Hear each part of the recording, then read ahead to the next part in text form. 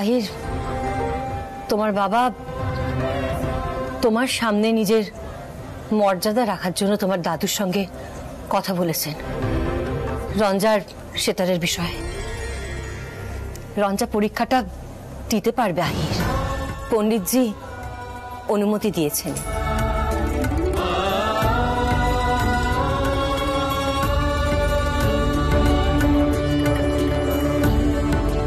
তুমি সত্যি বলছো? সত্যি উনি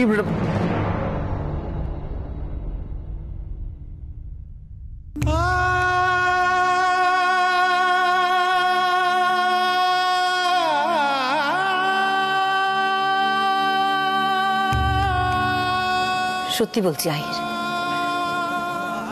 আহির, আমি আশা করব তুমি এটুকুর অন্তত মর্যাদা দেবে, এটুকু অন্তত মানবে। রঞ্জা, রঞ্জা, রঞ্জা,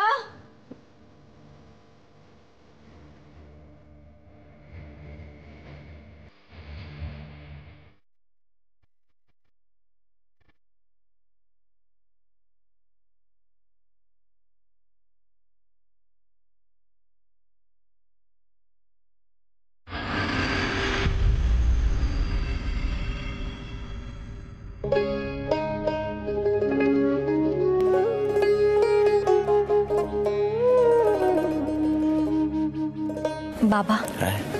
এই থাক থাক থাক, এইটা কি করো? থাক থাক, ভালো থাকো। প্রণাম কইরা বুইরা বানায় দিও না আমারে। যে কাজ করতে যাইতেছো যাও। তবে কি জানো মল্লিকা, শাশুড়ির কথায় যেন কিছু মনে কইরো না। আসলে তারও অনেক স্বপ্ন টপ্ন আছিল, সেই সব স্বপ্ন টপ্ন তো তার কিছু পূরণ হয় নাই, তাই হগলই রাগ দিয়া বার হইয়া আসে। তবে তোমার মধ্যে একটা গুণ আছে, এইটা লইয়া তুমি আগায় যাও। কেউ তোমারে কোনো রকম বারণ করবো না, কেউ বাধা দিব না। আর রঙ্গন যদি চায় যে তোমার স্বপ্নগুলা ও পূরণ করবে, এটা তো ভালো কথা। আসলে বাবা, আমি ছোটবেলা থেকেই ভাবতাম যে আমার মধ্যে কোনো রকম কোনো গুণ নেই, আর উনি এত করে জোর করছেন বাবা যে আমি আর বারবার না করতে পারছি না ওনাকে। আমি বুঝি বাবা, মায়ের একা হাতে সব কাজ করতে খুব অসুবিধে হবে, আর আমি এটাও জানি বাবা, বাড়ির সকলে আমাকে খুব ভালোবাসে, তাই আমাকে এত উৎসাহ দিচ্ছে। বাহ বাহ, ভালো থাকো। দেখো, তোমার ভালো মন্দ, তুমি কিসে ভালো থাকো, এইটা দেখা আমাদের কর্তব্য। এখন এই যে তুমি তোমার মধ্যে একটা গুণ আবিষ্কার করছো না, আর এইটা দিয়ে তুমি রোজগার করতে চাইছো, এইটা বিরাট কথা। এইটা তো আনন্দের রোজগার, এইটা তোমার, এটা সব থেকে ভালো রোজগার হইব নিজের জন্য। বৌদি, ও বৌদি, বৌদি আমি রেডি, চলো। মা কোথায়?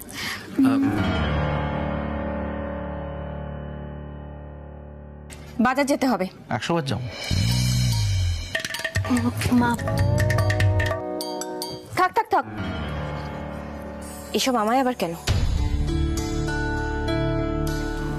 মা, আমি আজ থেকে একটা নতুন কাজ করতে চলেছি, আপনি আমাকে আশীর্বাদ করবেন না মা?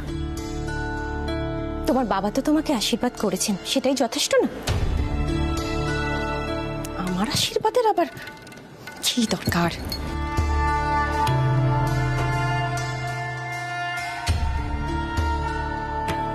যাক, ওই সাবধানে যেও, আর ওই কিভাবে ফিরবে সেটাও একটু দেখে নিও। হ্যাঁ, না মানে তোমার ফিরতে অসুবিধে হলে তো আবার তোমার দাদা আমাকে কথা শোনাতে ছাড়বে না। না, উনি আমাকে নিয়ে আসবেন বলেছেন। ও, তাহলে তো আর কোনো কথাই নেই। এসো। মা, আমি বলছিলাম কি যে আমি বাড়িতে ফিরে এসে তারপরে রাতে রান্নাটা করে দেব। থাক, তার আর কোনো দরকার হবে না। মা আমি বলছিলাম যে মল্লিকা চলুন না, দেরি হয়ে যাচ্ছে। আসছি মা।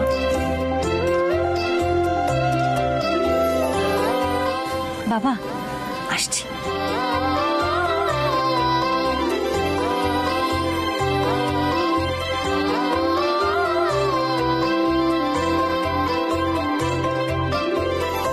ঋতু রানী আর কত ঝগড়া করবা? নিজের চোখে দেখলে একবার ছেলের পরিবর্তনটা। রঙ্গন সবসময় এমন একটা ভাব করে যেন আমি ওর বউকে সহ্যই করতে পারি না, কত অত্যাচার করি। আমার সঙ্গে সেভাবে কথাও বললো না, পাত্তা না দিয়ে চলে গেল। হ্যাঁ, আমার কপালে তো এটাও লেখা ছিল।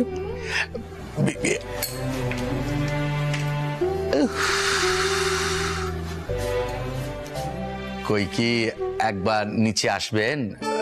একটা মানে একটুখানি যদি নিচে নামে আসতেন। হ্যাঁ বাবা বিশ্বনাথ, আপনারে কইতাছি, মানে আমাদের ঋতুরানীর সঙ্গে একটু তাণ্ডব করতেন, যাতে ঋতুরানী একটু ঠান্ডা হয়। উফ।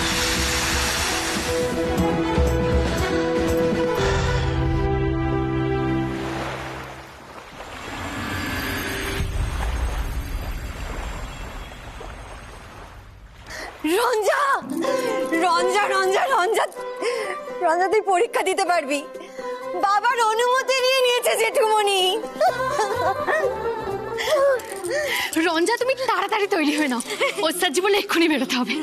মানে মানে পণ্ডিতজি বললেন আমাকে পরীক্ষা দিতে যেতে। বললেন কিনা জানি না, তবে পণ্ডিত বসু মল্লিক এসে বললেন রঞ্জাকে বলো যেতে পরীক্ষা দেওয়ার জন্য।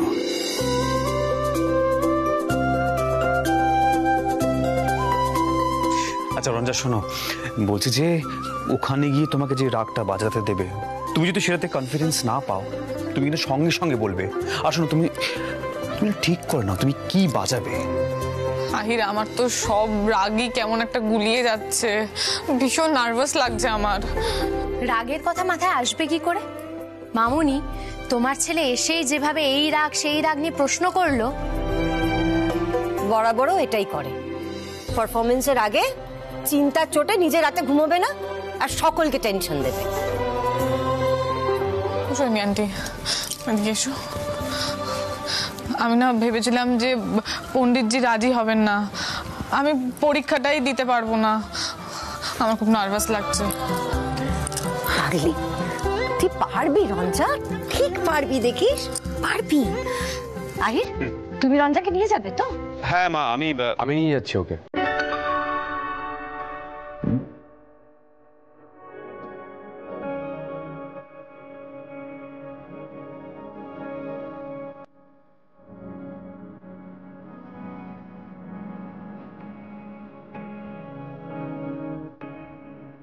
আমি গাড়ি বার করছি, তুমি রঞ্জাকে নিয়ে এসো, আর সেতারটা গাড়িতে তুলে দিচ্ছি। ব্যাস এইবার রঞ্জার সাহসটা ঠিক বাড়বে। আচ্ছা মল্লার, তুমি গিয়ে ওখানে রেজিস্টার সমস্ত কিছু করে নেবে, ঠিক আছে? আর রঞ্জা, তাড়াহুড়ো করার কোনো প্রয়োজন নেই, বুঝেছো? যদি একটু আগে গিয়ে ওখানে ওয়েট করতে হয়, ইটস ওকে, ওয়েট করবে, কিন্তু কনসেন্ট্রেট করো।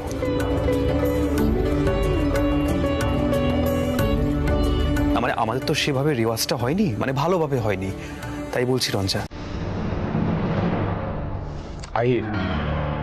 আমি সব দিক সামলে নিচ্ছি। রঞ্জা, ভয় না পেয়ে এসো, দেরি হয়ে যাচ্ছে কিন্তু। এসো।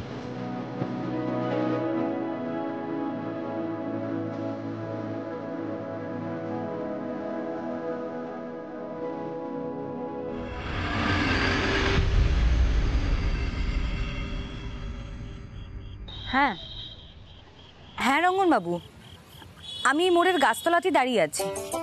হ্যাঁ, না না কোনো অসুবিধা নেই, আপনি আসুন না, ধীরে ধীরেই আসুন। আসলে আমি ওই রাইকে এখনই বেরোতে বারণ করলাম, আসলে ও আসতেই চাইছিল, ওর তো অনেকদিন পরে বন্ধুদের সঙ্গে দেখা হয়েছে, তাই আর কি।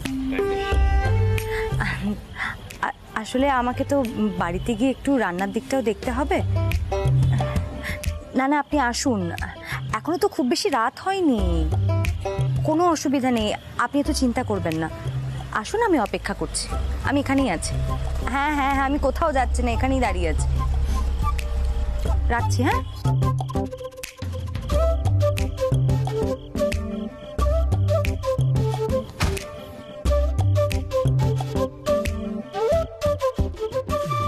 বলছি কি, তুমি গাড়িটা পার্ক করে নাও, আমি একটু আইসক্রিম কিনে নিয়ে আসি। একটা আমরা সবাই মিলে ভাগ করে খাবো, আর আরেকটা রঙ্গনদেরকে দেবো। এত নিশ্চিন্ত লাগছে না। আরে কি জানো তো, আজকে আমার সেতারের পরীক্ষাটা যে এত ভালো হবে সেটা আমি ভাবতেই পারিনি। আচ্ছা শোনো, বেশি দূর যেও না, পাশের গলিতে যে দোকান আছে ওখান থেকে জানাও নাও, আমি গাড়ি পার্ক করে আসছি। হ্যাঁ ঠিক আছে।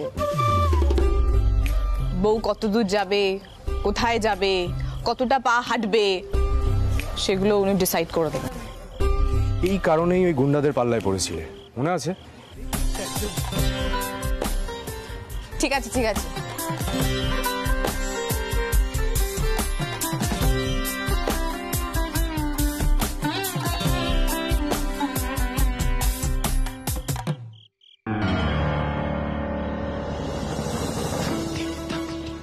কে কে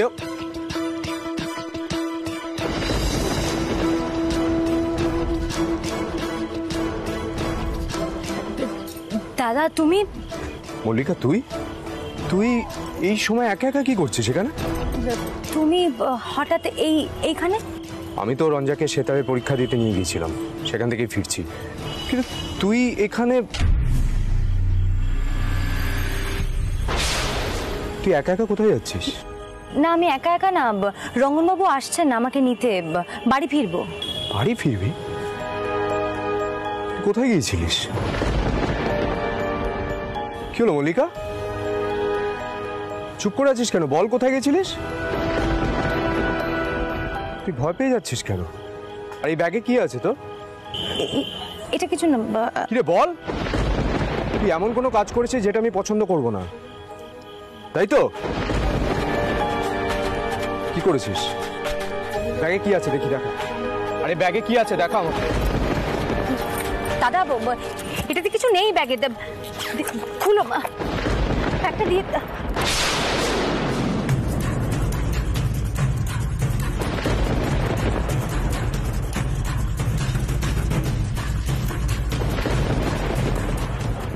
দাদা, এইগুলো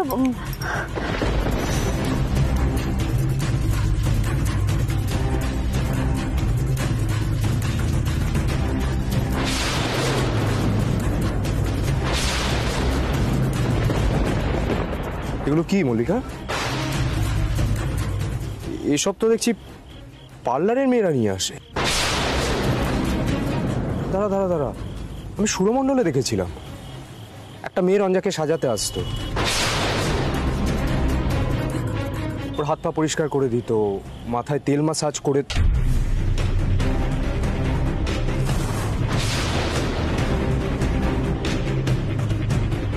এসব তোর ব্যাগে কি করছে? মল্লিকা, কোথায় গেছিলিস? মল্লারদা, আসলে মল্লিকা খুব ভালো সাজাতে পারেন, তাই রায়ের এক বান্ধবীকে সাজাতে গিয়েছিলেন, সেখানেই অনেকেই ওর এই সাজানো পছন্দ হয়েছিল, তাই নিজেরা সাজতে চেয়েছে। তাই মল্লিকা এটাকেই মানে প্রফেশন হিসেবে নিতে চান। দাঁড়াও দাঁড়াও, মল্লিকা লোকের বাড়ি বাড়ি গিয়ে সাজাচ্ছে,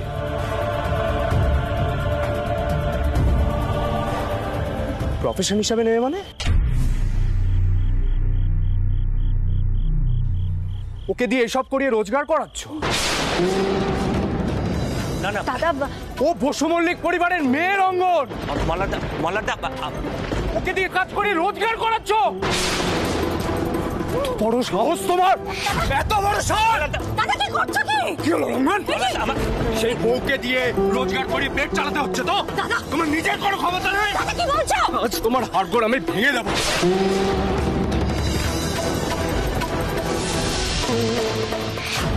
ছাড়ো দাদা, কি করছো কি? আমি এগুলো নিজের ইচ্ছায় করছি, আমার ভালো লাগে বলে। মল্লারদা তুমি বিষয়টা একেবারে ভুল বুঝছো। বিষয়টা প্রথম থেকে আমি ঠিক বুঝেছি, ভুল অন্যরা বুঝছে। ইচ্ছে করছে তোমাকে এক থাবড়া।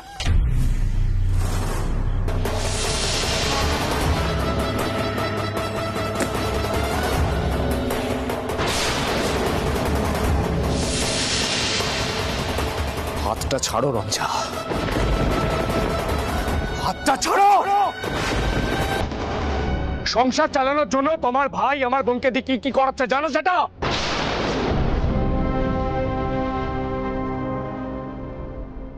আমার বোন বাড়ি বাড়ি গিয়ে বড় লোকের মেয়েদের হাত পা পরিষ্কার করছে, সাজাচ্ছে তাদের।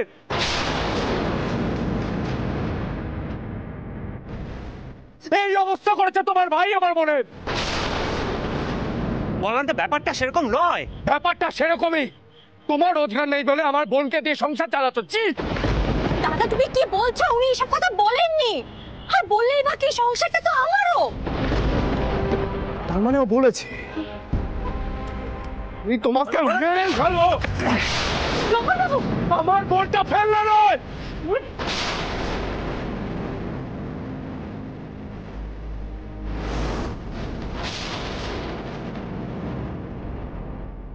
আর একবার যদি তুমি আমার ভাইয়ের গায়ে হাত তোলার চেষ্টা করো তাহলে তোমার হাতটা আমি কেটে ফেলে দেবো বলে দিলাম। এক্ষুনি চলে যাও তুমি এখান থেকে, চলে যাও। একদম বাড়াবাড়ি করবে না, এই ধরনের হুমকি আমি মেনে নিই না। মল্লার, আর কত নিচে নামবে তুমি? থামো এবার। আমি যতবার ভাবি তুমি একটু বেটার মানুষ হওয়ার চেষ্টা করছো, তোমার মধ্যে মনুষ্যত্ব বোধটা জেগে উঠছে, ততবার তুমি আমাকে নিরাশ করো। চলে যাও এখন এখান থেকে। মল্লিকা তোমার দাদাকে এখান থেকে সরে যেতে বলো। আমি আর সহ্য করতে পারছি না সহ্য করতে। আরে যেখানে খুশি যাও, আমি আর সহ্য করতে পারছি না। একটা বোন, একে বিধবা হয়ে বিয়ে হয়েছে, তার জন্য এত সমস্যা হয়েছে। আর এমন বিয়ে করলো যে বর কোনো রোজগারই করে না। আমার বোনটাকে দিয়ে রোজগার করায়, লোকের বাড়ি বাড়ি পাঠিয়ে। চুপ একদম চুপ। তোমাকে বললাম না এখান থেকে চলে যেতে। তুমি কোথায় যাবে? বাপের বাড়ি?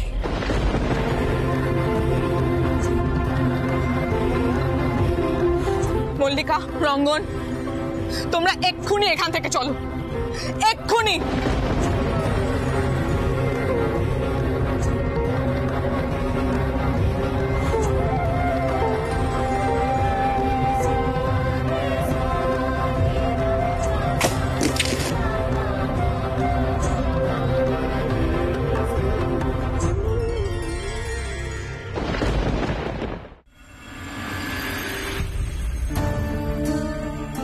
এই রঙ্গন কি হচ্ছে বলতো? আমার দাদা পাল্টানোর মানুষই নয়। ও বাড়িতে না সবার রন্ধ্রে রন্ধ্রে একটাই কথা ঢুকে রয়েছে, যে মেয়েরা সব সময় ছেলেদের সামনে হাত জোর করে থাকবে।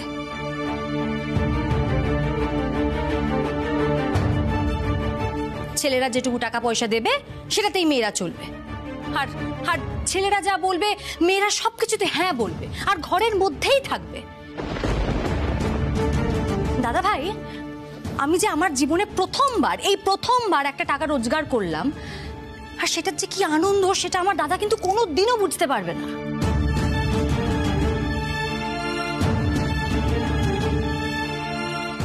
আর রঙ্গন বাবুকে যে আর কত অপমানিত হতে হবে সেটাও আমার জানা নেই। আরে বাবা, আপনি কেন এত আপসেট হচ্ছেন বলুন তো? মল্লারদা পুরো বিষয়টা বুঝতে পারছে না। মল্লারদা ভাবছে যে আপনি এই সংসারের জন্য রোজগার করছেন, কিন্তু তা তো নয়। সেটা যদি হয়ও রঙ্গন বাবু, তাতে অসুবিধা কোথায়? এটা তো আমারও সংসার নাকি? আমি যদি আমার সংসারের জন্য টাকা রোজগার করি আর সেটা যদি করতে পারি, তাতে কোথায় অসুবিধে? Exactly Mallika, exactly. সবসময় কেন প্রয়োজনের জন্য রোজগার করতে হবে? অপ্রয়োজনে রোজগার করা যায় না। আর মল্লারের না এই কথায় কথায় হাত তোলা, আমি পুরুষ মানুষ, এই ভাবনাটা না আমার জাস্ট সহ্য হয় না। আচ্ছা আচ্ছা, সবাই একটু শান্ত হও, একটু শান্ত হও, আমার কথাটা শোনো সবাই মিলে। মল্লার হয়তো ভাবছে যে রঙ্গন মল্লিকাকে দিয়ে কাজ করাচ্ছে, তাই ও এইভাবে রিঅ্যাক্টটা করছে। আহিরদা মল্লারদা একেবারেই বুঝতে পারছে না। আর আমি মল্লারদাকে বোঝানো কি করে? রঞ্জা তো একটা হুলস্থুল কাণ্ড করলো, ওখানে রেগে মেগে এখানে চলে আসলো, আর এখন বলছে যে ও বাড়িতে যাবে না, এই বাড়িতেই থাকবে। রঙ্গন দাদা, এটা তো একদিকে ভালোই হয়েছে, কারণ মল্লারদা থাকতে পারবে না, আর তখন এসে জোর জবস্তি করে রঞ্জাকে নিয়ে যাবে, তাতে তো ভালোই হবে।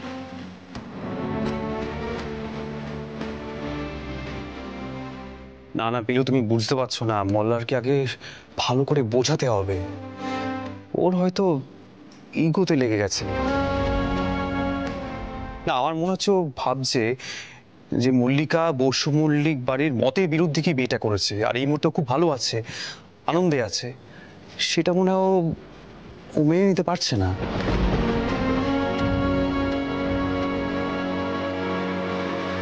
তোমার যাকে যা বোঝানোর তুমি বোঝাও, কিন্তু আমি আর ও বাড়িতে ফিরবো না, এটা আমি স্পষ্ট করে জানিয়ে দিলাম, তুমিও গিয়ে জানিয়ে দিও। আমার না অসহ্য লাগে, একবার ভাবি যে ও বোধহয় একটু চেঞ্জ হয়ে গেছে, ঠিক তার পরের মুহূর্তে ও আমাকে ভুল প্রমাণিত করে। তাতে যে আমার মনের অবস্থাটা কি হয় সেটা আমি কাউকে বোঝাতে পারি না, কাউকে না। রঞ্জা, রঞ্জা শোনো,